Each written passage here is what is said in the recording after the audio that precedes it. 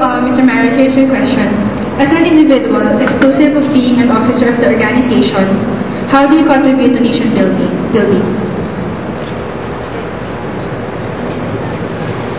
Nation building, first of all, minsan, kapag hindi ko na kaya, nagtatagalog na lang ako. For me, that is a simple method or it's pinakasimpleng paraan para ipakita sa iba na meron akong pagmamahal sa sarili kong bansa.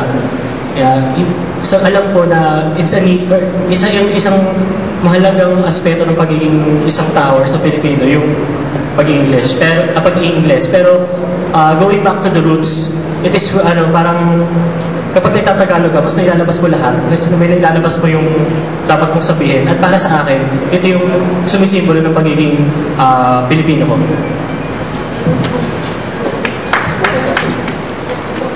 Okay, now we'll hear the question from Darian's opponent, Mr. Louis Shampo.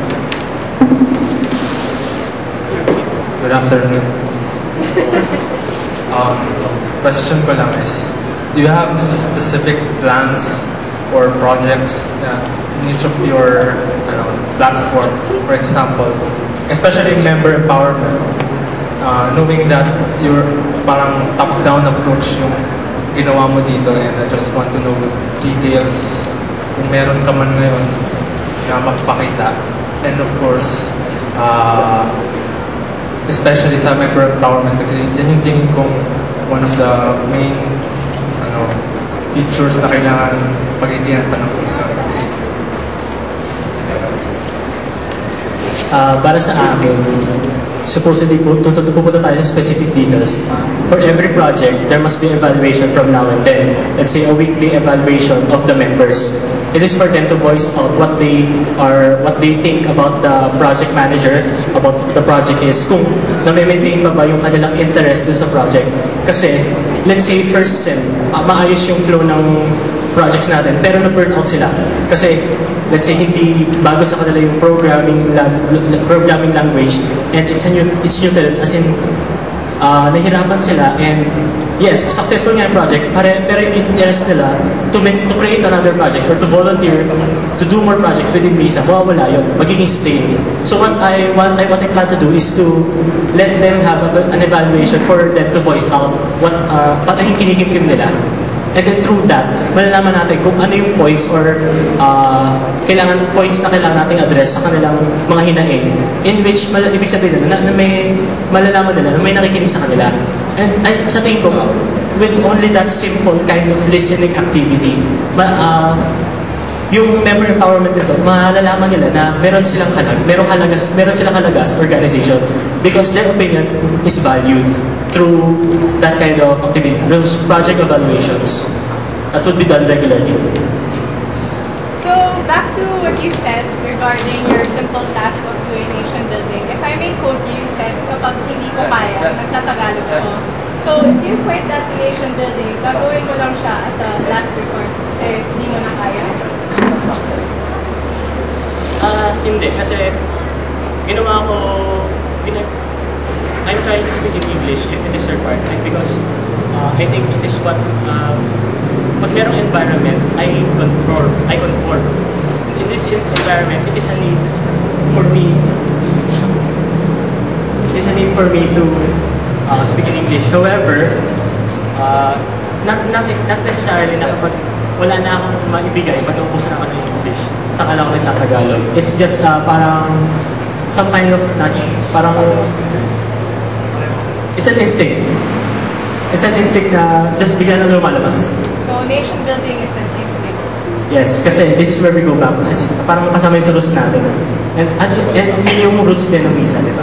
So let's say that the nation needs people to speak in Tagalog.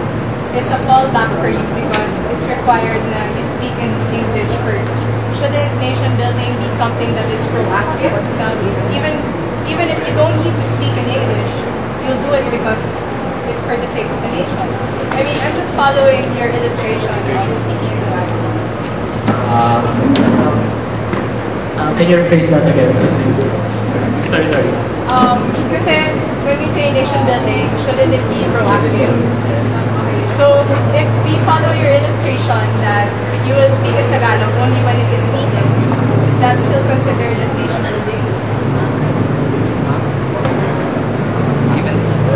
I think yes, because we still follow professionalism in this field. So there is a need to conform to what is because we are entering into another environment, and for us to adapt, we need to get the characteristics of that environment and instill it into us. However, if ever na nandun tayo sa environment, that is where we branch out our own abilities as nation builders. We have a question from the audience. Gar. Kasi, na-observe ko lang na this year, grabe yung focus ng e-services sa projects outside the cluster. So outside, di lang outside the cluster, but outside the organization itself. But I don't see the continuation of that strength sa platform mo. And how will you address that?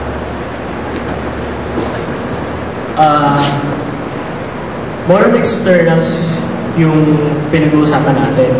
Kasama sa kasi I would continue that kind of environment or that kind of scenario. Dito, sa visibility of the cluster, promotional materials through online, through e-services, kaya yan. Pagdating sa internals, which is parang nakalagay na sa website, misa nasa baba.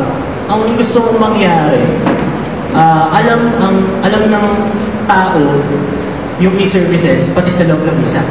Kasi parang ang nafo-focus lang is yung result-oriented, hindi nakikita yung process of the members. So ang sa akin, visibility of the cluster through members, hindi rin sa it's a point na alam ng misa outside misa. Pero yung within the members, parang it's so lax, it's so lenient. Walang concrete grasp. So it's not your priority? Parang kasama yun sa priority, pero ito yung mas focus. Ito yung focus ko.